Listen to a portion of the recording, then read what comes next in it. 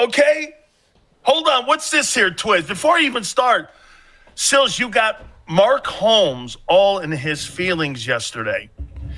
You said you don't, or he said you don't know shit about the Cowboys, and they're not trading his precious Dak. Who in the world said that I said they were trading Dak Prescott to the Patriots? That guy needs to understand. Hey, if you guys think I struggle in Super Chats, that guy needs to take an English lesson in how to read a tweet. I said they're kicking around the idea of potentially trading Dak Prescott to the New England Patriots. I didn't say they were trading him. And I can guarantee Mark Holmes, who I've never heard of. I've never heard of Mark Holmes. I have no idea who Mark Holmes is. Okay? I mean, that's right. Xander just said it. Do you think Mark Holmes, the son of John Holmes, has ever had Stephen Jones on 4 times on his show? Who in the world is Mark Holmes? Will somebody please tell me? By the way, King Dick back here, and so before we start this video, I gotta get this mother humping thing out of the way.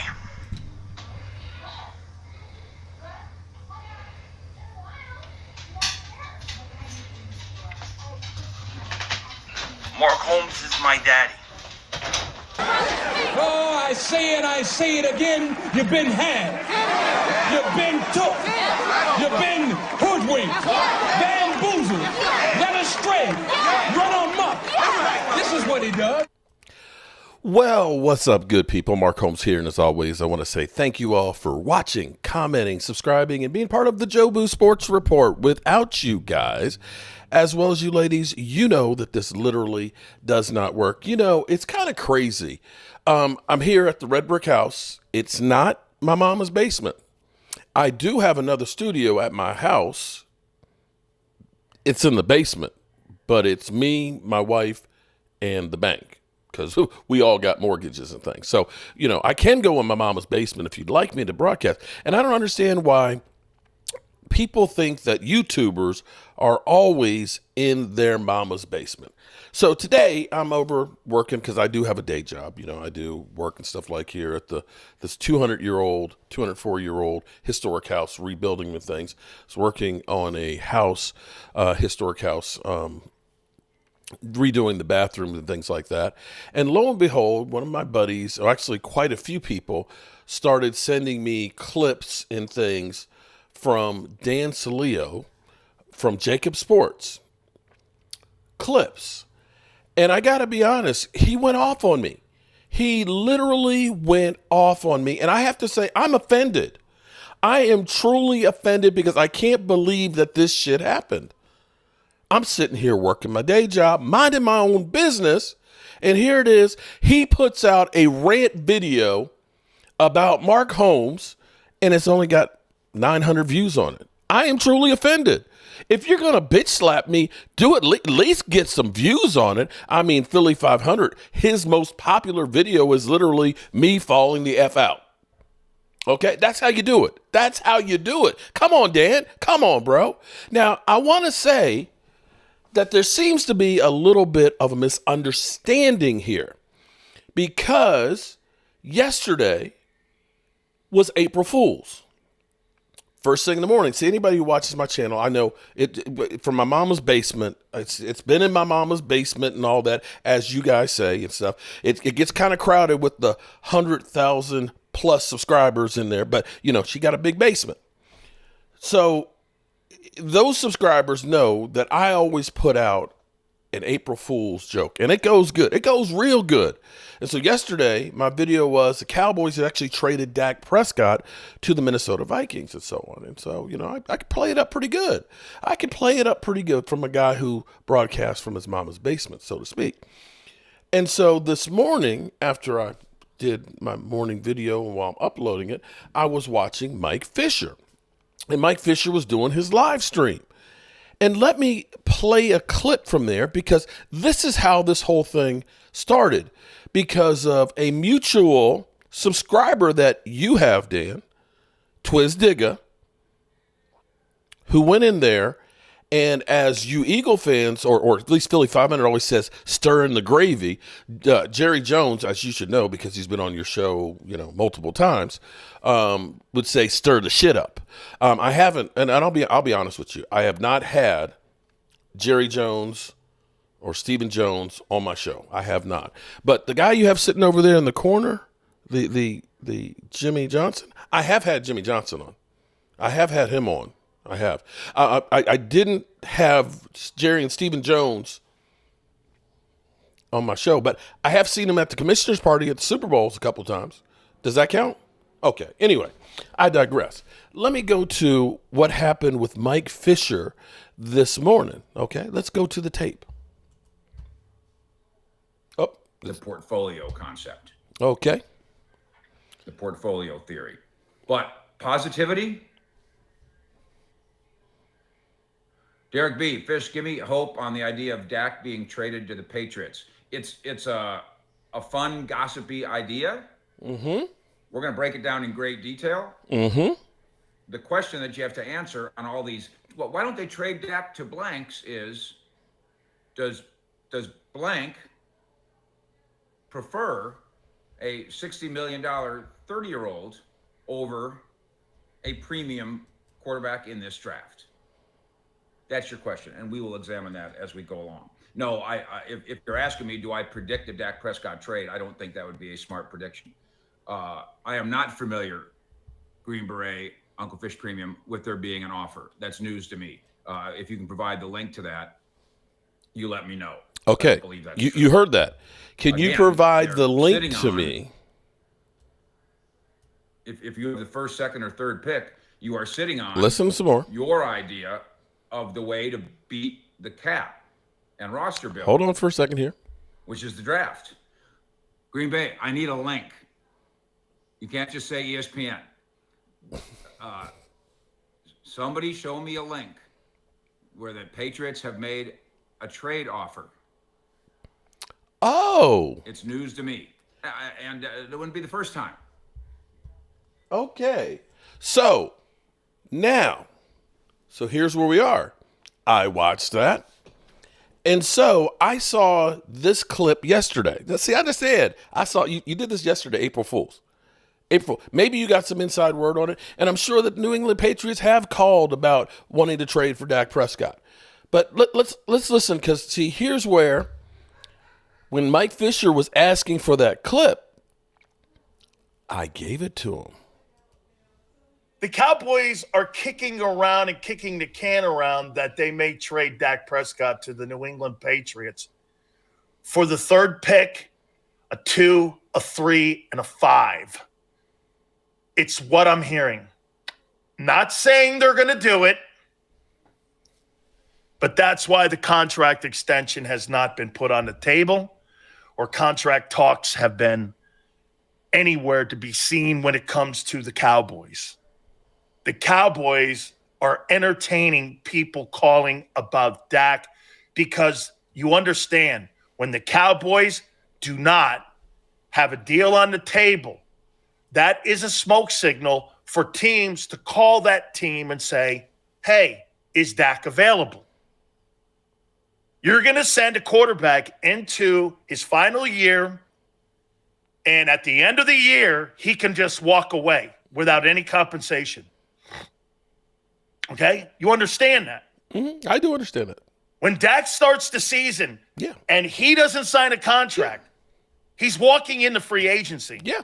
And all Dak has to do is say, contract negotiations are over with. Yeah. And as soon as the season's over, unless the Cowboys trade him before March 14th of next year, Dak's a free agent, and the Cowboys get nothing for him. And Dak walks into a $50 million deal. All right.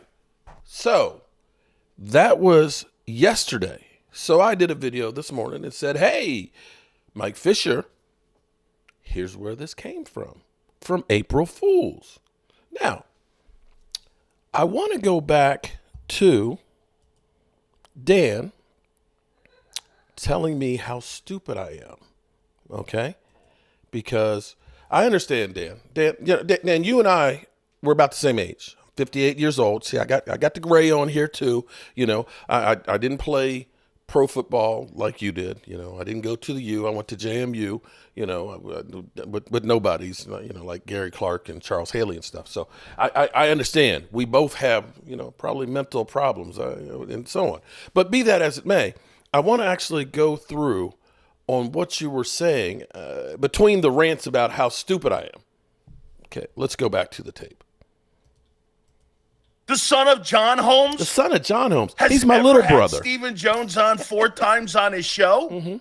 Who in the world is Mark Holmes? Will somebody Mark Holmes? please tell me? I mean, who's Mark? Wait a minute, LJ. I'm going to take your professionalism, and I'm going to do, Bob, your professionalism. Who the fuck is Mark Holmes? I don't Who's know that Bob all Holmes? this was necessary. Who is this guy? I honestly don't think it was all necessary. Who is he? Who's John Holmes that covers the Cowboys? He must have a long and distinguished career.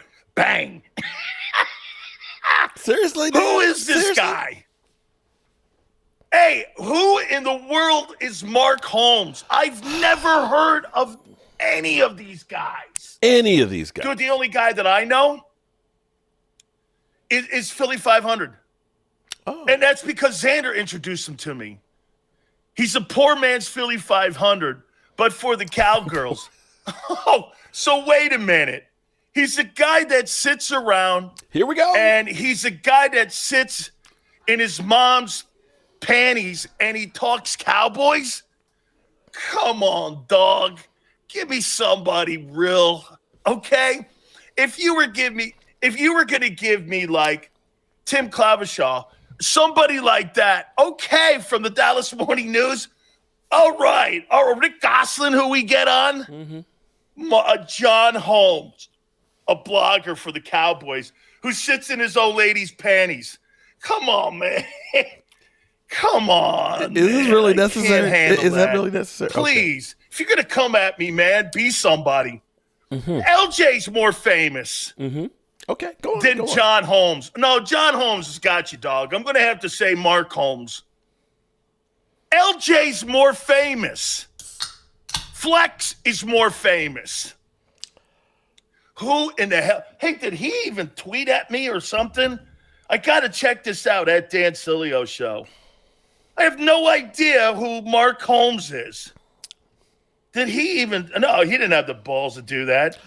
Oh. Shut his ass down in a second because he knows I know the Jones family. Oh. I mean, Okay. So Jimmy Johnson and Stephen Jones come on my program regularly. He's been on mine. But this guy, Mark Holmes, he don't know shit about. He has a no trade. No shit. No shit he has a no trade.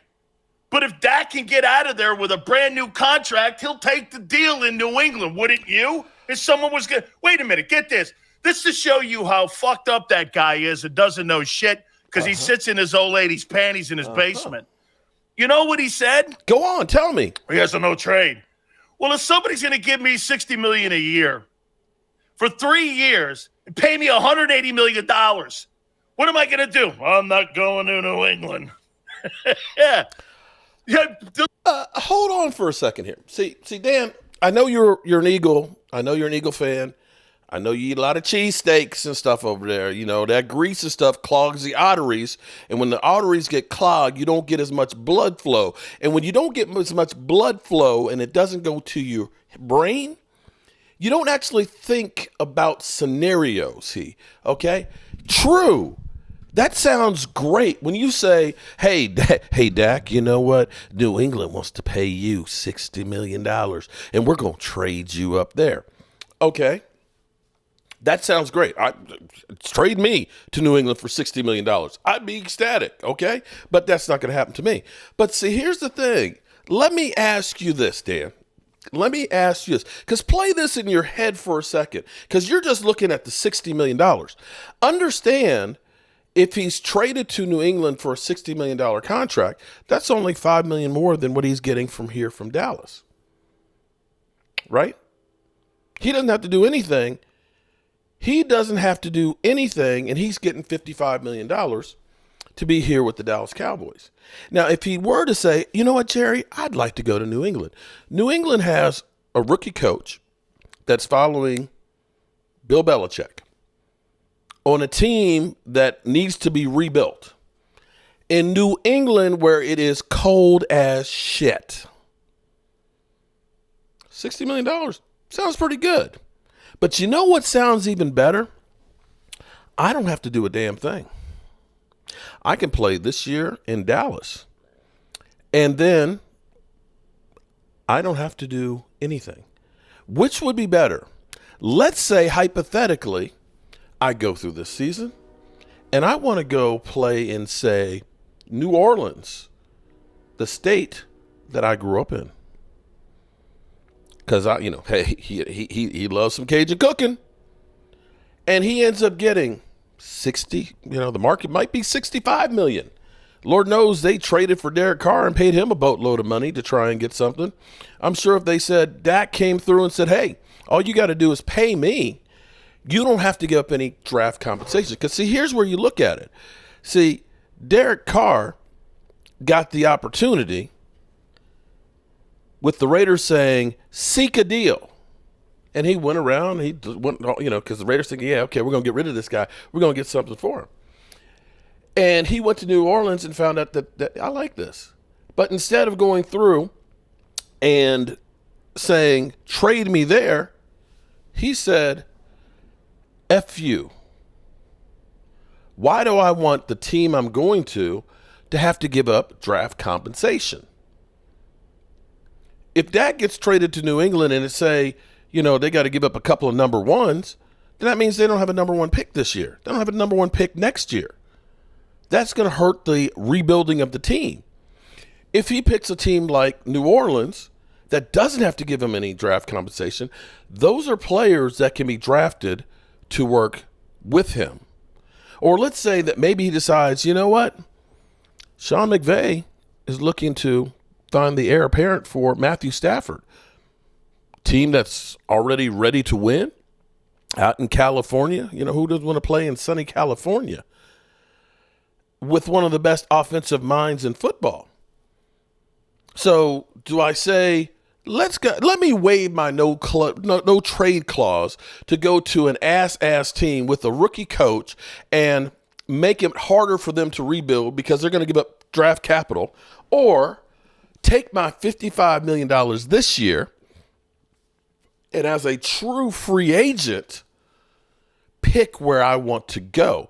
Whether it may be that I want to stay with the Cowboys, and I'm not sure exactly why, because fans don't appreciate them. They literally say, trade Dak, get rid of Dak. Well, go someplace where him and his family have an opportunity to win a Super Bowl ring, because it's painfully obvious that the Cowboys are stuck on stupid. They keep doing the same thing. And you're right, 30 years of the same thing. They keep building for the future. I don't know when the future is, if it's going to be 21-20 or something. I don't know. But, at this point in Dak Prescott's career, the only thing he's missing is a ring.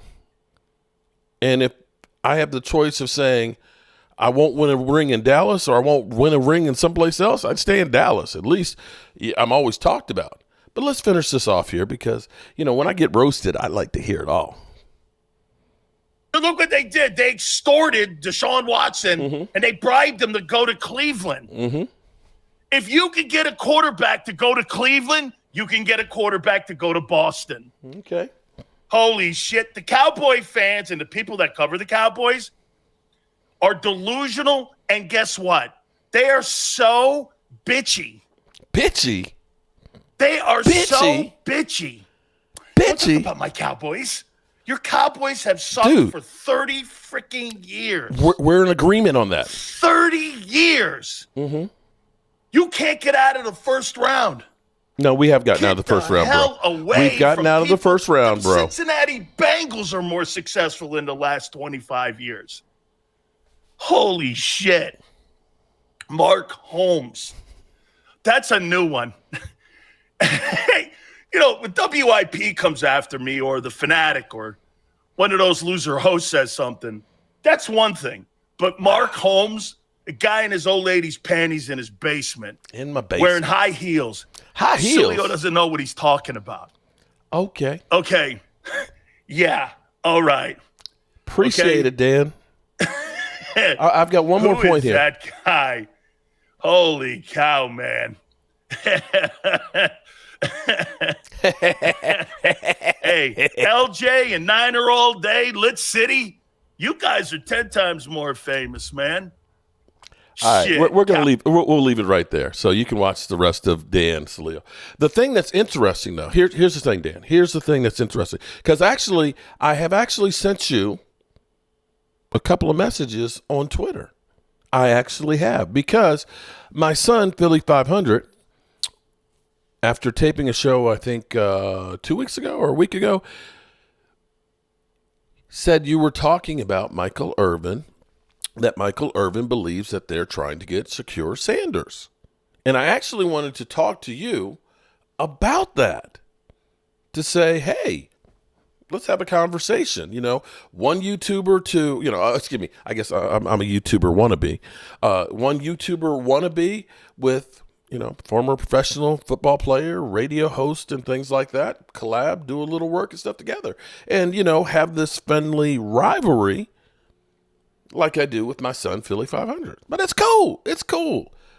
Because I got to go put on my wife's panties and her high heels, apparently, and go to the basement.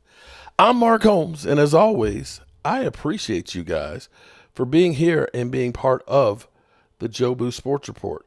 Because without you guys, as well as you ladies, you know that this literally does not work. You're up, and then James Harris. Jimmy Johnson, let me first say congratulations on getting into the Hall of Fame.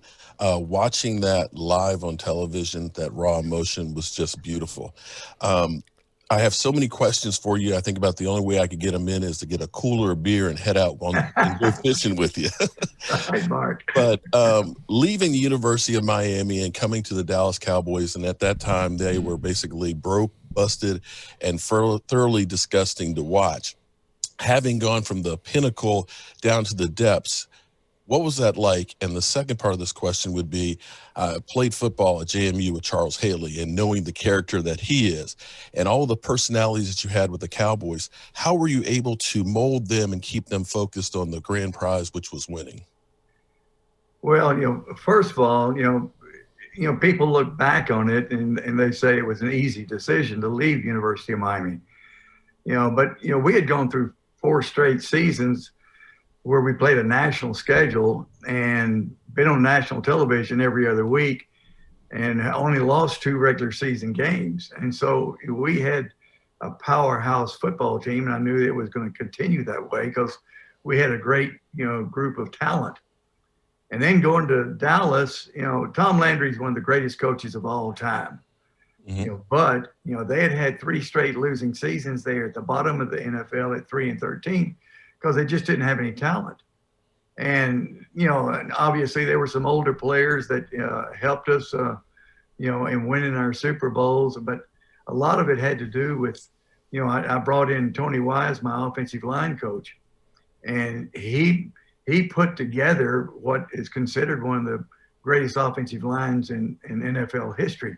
But he did it with a free agent defensive tackle, Mark Tuinei, at left tackle.